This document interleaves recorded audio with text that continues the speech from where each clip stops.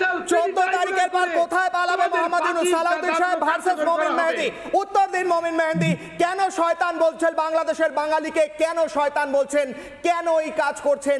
কেন আত্মহত্যা করছেন? কেন দেশটাকে নষ্ট করছেন? বলুন। ধন্যবাদ রিপাবলিকান বাংলাকে এবং যারা দেখছেন তাদের সবাইকে কৃতজ্ঞতা জানাচ্ছি। আমি একটা কথাই বলতে চাই, দেশে অন্যায় অপরাধ এবং যেই হারে আপনার হচ্ছে যে বিভিন্ন ধরনের মব হচ্ছে, সবকিছুকে থামিয়ে দেওয়ার জন্য চেষ্টা চালাচ্ছে বর্তমান সরকার। মানে বর্তমান সরকার মনে করে মানে বিভিন্ন ভুল বলছেন মেহেদী বাবু, ভুল বলছেন। এক সেকেন্ড হোল্ড করুন, আমি উত্তর দিতে দেব। বিভিন্ন মবকে আটকানোর জন্য সরকার চেষ্টা চালাচ্ছে না, এটা ভুল তথ্য। আপনারা শুধুমাত্র যারা ইউনূস বিরোধী তাদের বিরুদ্ধে মোহাম্মদ ইউনূসের সেনাবাহিনী অভিযান চালাচ্ছে। এতদিন বাড়ি ভাঙা হচ্ছিল, যখন মুজিবের বাড়ি ভাঙা হয় সেনা সেখানে ঘুরে বাড়ি চলে যায়, কাউকে আটকায়নি। সেই ভিডিও আছে, আমি দেখাবো, আপনার মুখ বন্ধ হয়ে যাবে। তাই তথ্যগতভাবে সঠিক কথা বলুন। যারা মোহাম্মদ ইউনূস যাদের বাড়ি ভাঙা হয়েছে, আওয়ামী লীগের বাড়ি ভাঙা হলে সেখানে সেনা গিয়ে আটকায় না, কিন্তু যখন পাল্টা যখন মার খায় এই সমন্বয়করা, তখন সেখানে সেনাবাহিনী যায়, আওয়ামী লীগ যায়, আওয়ামী লীগকে বা সেনাবাহিনীর সদস্যরা যারা মোহাম্মদ ইউনূসের বিরুদ্ধে কথা বলে তাদেরকে গ্রেফতার করতে যায়। এটা হচ্ছে সত্যি কথা। এবার বলুন, সালাউদ্দিন সাহেবও থাকবেন, অডিও আপ থাকবে, বলুন। আমার কাছে কেবলই মনে হয়েছে যে সত্যিকার অর্থেই দেশটাকে একটা অন্ধকার গলির দিকে নিয়ে যাওয়ার চেষ্টা চলছে, যে চেষ্টাকে প্রতিহত করার জন্য সরকার সর্বোচ্চ চেষ্টা করলেও বিভিন্ন লেকিংসের কারণে তারা পারছে না। তাদেরও ছোটখাটো বিভিন্ন ধরনের ভুল সিদ্ধান্ত রয়েছে। আর আপনি যেটা বললেন যে বঙ্গবন্ধুর বাড়িকে আসলে সর্বোচ্চ চেষ্টায় যেই ভাঙচুরের যে ঘটনাটা ঘটিয়েছে, এই চলমান সময়ের এই শিক্ষার্থীদের একটা অংশ, এখানে আসলে আমার মনে হয় যে দেশটাকে বিশ্বের কাছে একরকমের প্রশ্নবিদ্ধ করার জন্য, দেশের সরকারকে প্রশ্নবিদ্ধ করার জন্য এই ভেতরেই কিছু ঘুরটি মারার উত্তর দিন। আর কে সিওয়াসে উত্তর দিচ্ছেন। বেশ, হ্যাঁ শুনুন, আপনাদের বাংলাদেশ আর্মি একটা প্রফেশনাল আর্মি, পুরো বিশ্বে মান সম্মান অর্জন করেছে। আপনি কি দেখিয়েছেন 5 তারিখে? ওরা কুকুরের লেজের মতন লেজ উঠিয়ে চলে গেছে। আপনারা প্রত্যেক ডিস্ট্রিক্টে বাংলাদেশের আর্মি লোককে মোতায়েন করেছেন। ওদের কি ইজ্জত দিচ্ছেন আপনি? ওদেরকে বেইজ্জত করে দিচ্ছেন। এইটা যে পুরো দুনিয়া এটা ভিডিও দেখলো, যেটা একটা আমাদের বাংলাদেশের মাকে যেভাবে মারা হয়েছে, কোনো পুলিশ নাই, কোনো কিছু নেই। আপনার 6 মাস হয়ে গেল। Where is economic development, where is economic paper? আপনি শুধু অ্যান্টি ইন্ডিয়া একটা সেন্টিমেন্ট চলে যাচ্ছে। এখান থেকে আমি একটা দেখাই অ্যান্টি ইন্ডিয়া সেন্টিমেন্ট। দেখুন, প্রত্যেকে দেখবেন, প্রত্যেকে এই ভিডিওটা দেখবেন। আজ ভারত সীমান্তে এসে বাংলাদেশের মৌলবাদী ইসলামিস্ট মৌলবাদীরা কি করছে দেখুন, ভিডিওটা দেখুন ভালো করে। এই গরু নিয়ে আসা হচ্ছে, এই গরুকে মালা পরিয়ে বেঁধে নিয়ে আসা হচ্ছে ভারতের সীমান্তে। নিয়ে এসে এই গরুকে জবাই করা হবে বলে, যাতে ভারতের এবং বাংলাদেশের হিন্দুদের ওপর আঘাত করা যায়। এই ছবি আজ দেখে স্ক্রিনশট মেরে রাখুন যারা এই ছবি দেখছেন। এর চেয়ে ভয়ঙ্কর কি হতে পারে? ফুল ফ্রেম দেখাবো, ফুল ফ্রেম। এই তো গ্রামীণ ফুল ফ্রেম, গ্রামীণ বাংলাদেশ, গ্রামীণ দেন, এটাই তো প্রফেসর ইউনূস।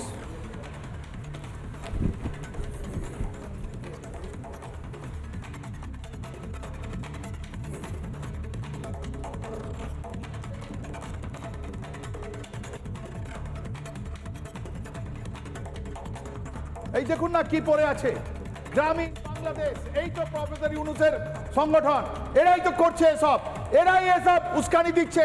এরা জেনে বুঝে এটা করছে। হয়তো এটা পাকিস্তানের আইএসআই এসে এদেরকে বলে দিয়েছে কি তুমি এরকম করবে, নাহলে এদের এত ক্ষমতা নেই যে এরকম এসে ওরা করবে। এটা তারা কি বোঝাতে চাচ্ছে এরা? এরপর আমি বাইট শোনাবো যেখানে বলা হয়েছে এর আগে যে বাংলাদেশের হোটেলে যদি গোমাংস রাখা না হয় তাহলে সেই হোটেল বন্ধ করে দেওয়া হবে। দেখুন সেই বাইট, দেখুন। গরু কারো মা নয়, গোশত রাখতে নাই কোনো ভয়। গরুর গোশত রাখতেই হবে, নইলে হোটেল বন্ধ হবে। গরুকে যারা মা মনে করি না আমরা মুসলমান, আমার দেশে সব হোটেলে গরুর গোশত রাখা বাধ্যতামূলক। গরুর গোশত রাখতেই হবে, যে সমস্ত হোটেলে গরুর গোশত থাকবে না সেগুলো হচ্ছে ওই ভারতের দালাল, যারা গরুর গোশতের জন্য মুসলমানদের শহীদ করে, তারা ইসকনের দালাল। বাংলাদেশে একটা ট্রেন্ড শুরু হয়েছে যে গরুর মাংস রান্না না করা, এটা অনেক হোটেলই রাখে না। তো আমি যেই হোটেলে গরুর মাংস রাখে না আমি সেই হোটেলে ভাত খাই না। এত মানে চুলকানি কেন? হ্যাঁ, এটা তো এখনো বাংলাদেশে আছে, ভারতের অঙ্গরাজ্য হয়নি। যদি কোনোদিন হয় সেদিন এটা কইরো, সেদিন আমরা দেখবো নি। ঠিক আছে, তোমাদের সাথে কেমন করে লড়াই করা লাগে আমরা লড়াই করবো নি, ওই দিন আমরা দেখবো। সুতরাং আপনারা যারা যে সকল দোকান বলবে গরুর মাংস নাই বা গরুর মাংস রান্না করে না, কোনো কিছু বলার দরকার নাই, ওই দোকান বয়কট, ওই দোকানে খাওয়া দরকার নাই আমার। আপনি মোহাম্মদ ইউনূস, তারেক রহমান বা অন্যান্যরা আপনি যে মাংস খেতে চান আপনার বিষয়, কিন্তু একজন হিন্দুর হোটেলে তাকে জোর করা গোমাংস রাখার জন্য এটা কোথাকার বর্বরতা, কোথাকার বর্বরতা। আপনার পাপের ঘোড়া এক এক করে আমরা খুলে ধরছি এবং সেখানে এক এক করে উঠে আসছে কিভাবে আপনারা অত্যাচার চালাচ্ছেন। জঙ্গলি জানোয়ারদের মতো একটা পশুকে, অবলা পশুকে টানতে টানতে বর্ডারের কাছে নিয়ে এসে আপনারা জবাই করে ভারতকে দেখানোর চেষ্টা করছেন, অপমান করার চেষ্টা করছেন। আপনাদের লজ্জা হওয়া উচিত। আমি যাব মানসদার কাছে। মানসদা ভার্সেস বাংলাদেশের দুজন গেস্ট থাকবেন। মানসদা, গোমাংস কেউ খাক কেউ না খাক, শুকরের মাংস খেতে পারে, গোমাংস খেতে পারে, মুরগির মাংস খেতে পারে। ভারতের বর্ডারে এরকম করে গরু টানতে টানতে নিয়ে এসে তাকে জবাই করা কিংবা হোটেলে জোর করে রাখতে বলা, এটা কোথাকার নোংরামি, বর্বরতা, জঙ্গলি জানোয়ারদের মতো পাশবিকতা? এটা সম্পূর্ণভাবে আঘাত দেওয়ার জন্য করা হচ্ছে, কারণ কোরআন হাদিসে কোথাও বলা হয়নি যে যে যত বেশি গরুর মাংস খাবে সে তত ভালো মুসলমান। এটা কোরআন হাদিসের কোথাও নেই। বাংলাদেশে যারা বঙ্গবন্ধুকে ভালোবাসেন তাদের উদ্দেশ্যে প্রথমেই বলতে চাই যে আপনারা নিশ্চিত থাকুন, যেরকম বাংলাদেশে একটা মুজিব মিউজিয়াম ছিল সেরকম কলকাতাতে আমাদের একটা মুজিব মিউজিয়াম আছে, সেটা সুরক্ষিত আছে, সুন্দর আছে এবং কোনো জঙ্গির ক্ষমতা নেই সেটাকে ভাঙার। এটা নিয়ে আমরা গর্বিত। দ্বিতীয় ব্যাপার হচ্ছে শয়তান ডেভিল হান্ট বাংলাদেশের মানুষের কাছে নতুন সুযোগ এনে দিয়েছে।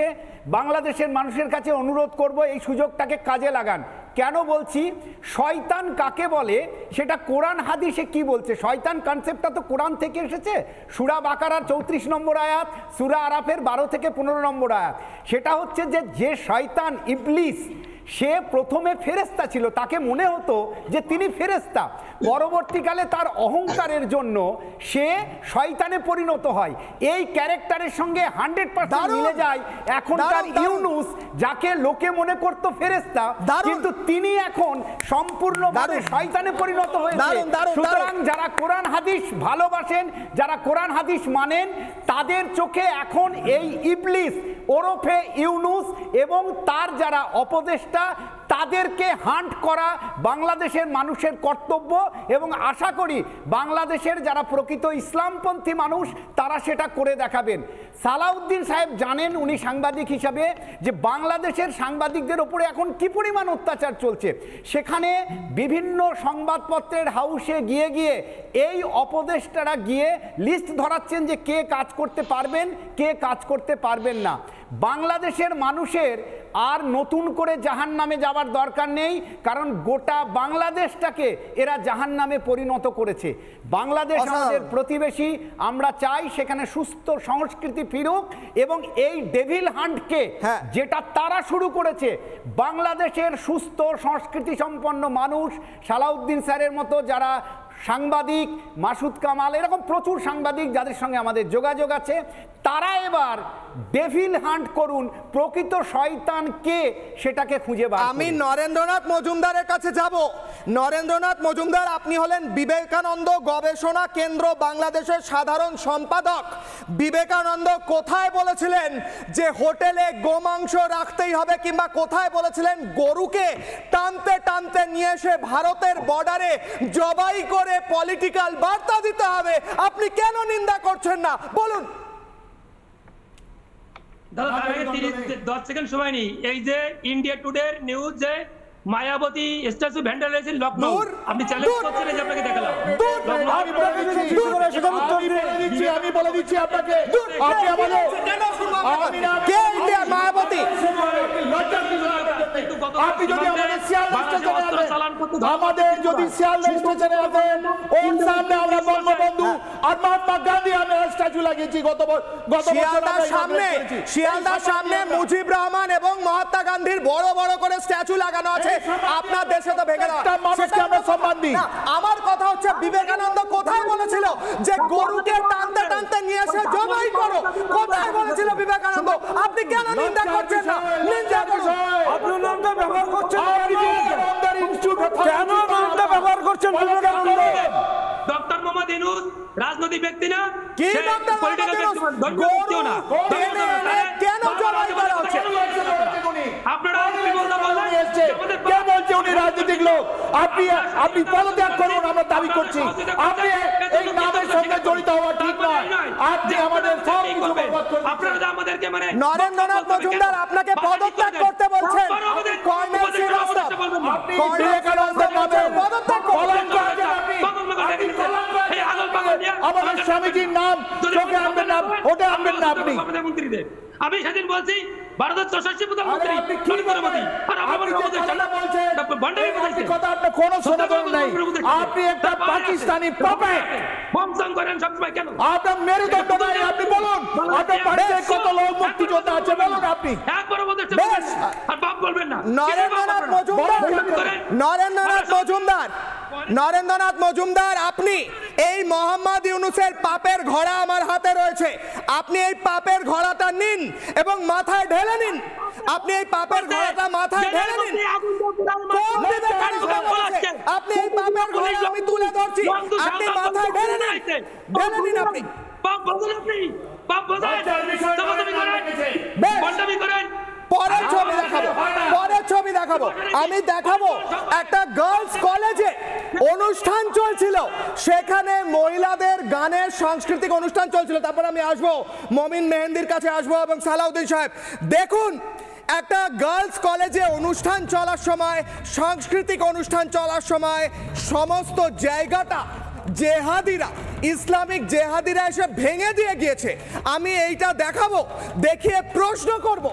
নানা ধরনের কন্টেন্ট দেখার জন্য লাইক করুন, শেয়ার করুন আমাদের ফেসবুক পেজ, সাবস্ক্রাইব করুন আমাদের ইউটিউব চ্যানেল। পাশাপাশি অন্যান্য ব্রেকিং নিউজের জন্য অবশ্যই চোখ রাখুন রিপাবলিক বাংলায়।